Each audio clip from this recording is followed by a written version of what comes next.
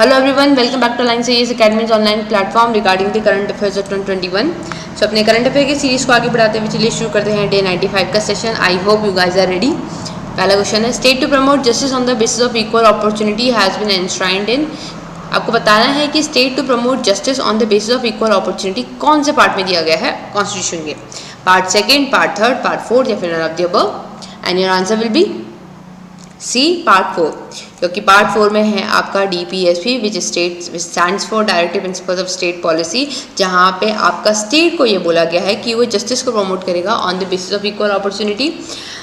इसको अगर हम और डायरेक्ट देखें तो आपका 42nd अमेंडमेंट एक्ट 1976 में आपका आर्टिकल 39A जोड़ा गया था, जिसमें ये कहा गया था कि स्टेट क्या प्रमोट करेगा equal justice and free legal aid, जिसका इम्प्लीकेशन यही है कि to promote equal justice and provide free legal aid to the poors.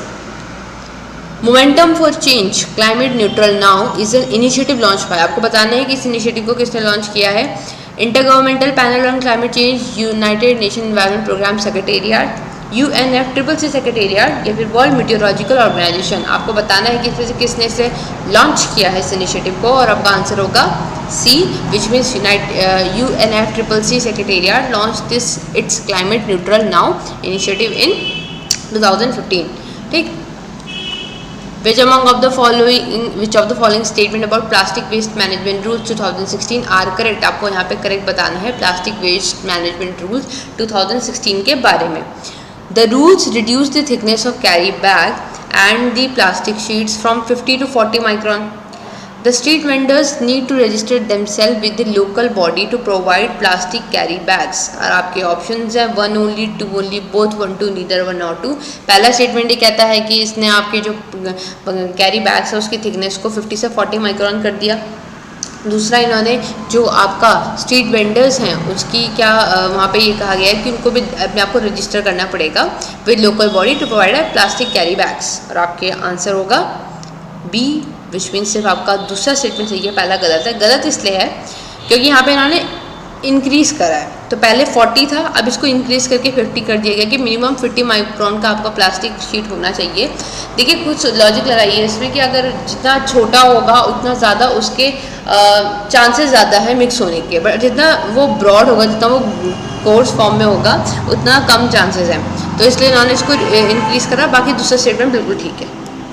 Which of the following organization publishes the assessment report on climate change? IPCC, UNEP, UNFCCC या फिर world bank. इनमें से assessment report on Climate change कौन issue करता है? अभी इसका 6th addition आया है आई गेस. सो इसलिए न्यूज़ का पार्ट था ये, इसलिए हम इसे डिस्कस कर रहे हैं. आंसर होगा इसका ए, आपका inter Governmental Panel on the climate change has now publish 6th assessment report on the climate change 2021 में.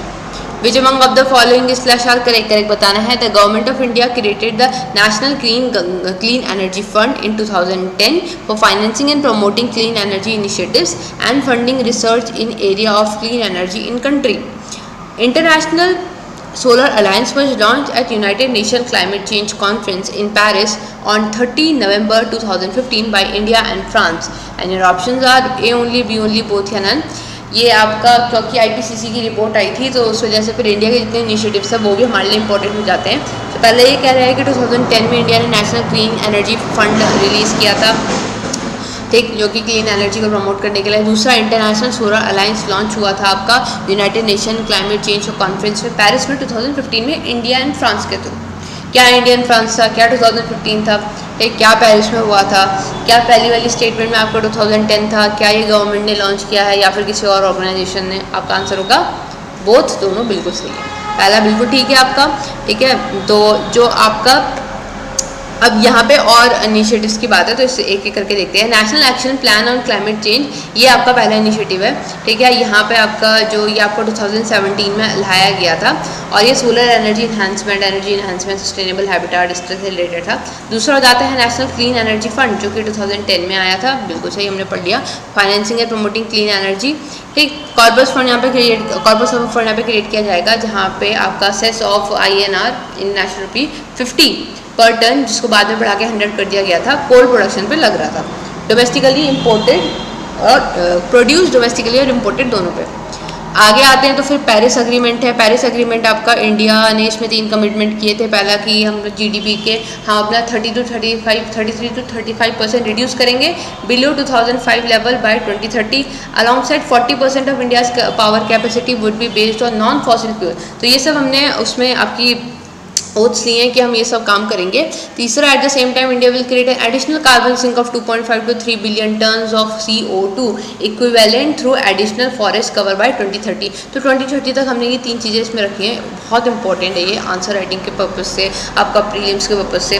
पहला, इंडिया ने कहा है कि हम अपना GDP के 30 to 35% क्या करेंगे, ग्रीन हाउस एनर्जी एमिशन को रिड्यूस करेंगे, इंटेंसिटी को रिड्यूस करेंगे। रिडक्शन यहाँ पे करा है। दूसरा हमने क्या बोला है कि हम 40% जो अपना एनर्जी पावर कैपेसिटी है उसे नॉन फॉसिल फ्यूल सोर्स के थ्रू करेंगे। तीसरा हमने क्या बोला है कि हम 2030 तक अपना एडिशनल कार्बन सिंक क्रिएट करेंगे, जहाँ पे हम 2.5 से 3 बिलियन टन CO2 के लिए एक कार्बन सिंक तैयार करेंगे हम फॉरेस्ट लगा के। नेक्स्ट इनिशिएटिव है इंटरनेशनल सोलर अलायंस। ये आपका 2015 30 नवंबर को लॉन्च हुआ था, बिल्कुल ठीक है, इंडिया फ्रांस के थ्रू। भारत स्टेज एमिशन, ये बहुत इंपॉर्टेंट है। Emission from vehicles are on the top of the contributor to pollution. तो इसलिए गवर्नमेंट ने इंट्रोड्यूस किया था भारत स्टेज 1 जो था आपका 2000 में इंट्रोड्यूस हुआ था। इसके नॉर्म्स आपके अप्रैल 2000 से स्टार्ट हुए थे। फिर आपका भारत स्टेज 2 आया था 2005 में, इसको 2010 में आपका इम्प्लीमेंट किया गया था। फिर 2016 में गवर्नमेंट ने डिसाइड किया कि वो 3 को लीव करके वो सीधे भारत स्टेज 6 की तरफ जा रहे हैं, ठीक। और यहाँ पे 3 को नहीं, यहाँ पे 5 को हमने स्किप करा था। ये तो आगे फिर हम बढ़ते गए, फिर हमने 5 को स्किप किया, सीधे हम 6 की तरफ चले गए। National Commission for Backward Classes is क्या है, constitutional body, statutory body, extra constitutional body, none of the above, and answer is it is a constitutional body. देखिए जब ये बना था तो ये स्टैट्यूटरी बॉडी था, उस टाइम पे ये एक्ट के थ्रू बना था, बट बाद में इसको 102 अमेंडमेंट एक्ट 2018 के थ्रू उसको कॉन्स्टिट्यूशनल स्टेटस दे दिया गया।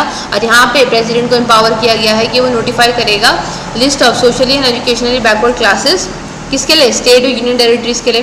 कंसल्टेशन किसके थ्रू है आपका, आर्टिकल 338B के थ्रू कॉन्स्टिट्यूशन ने मैंडेट किया है कि सेंट्रल और स्टेट गवर्नमेंट कंसल्ट करेंगे NCVC से जितनी भी मेजर पॉलिसी मैटर होंगे socially and education backward classes के लिए।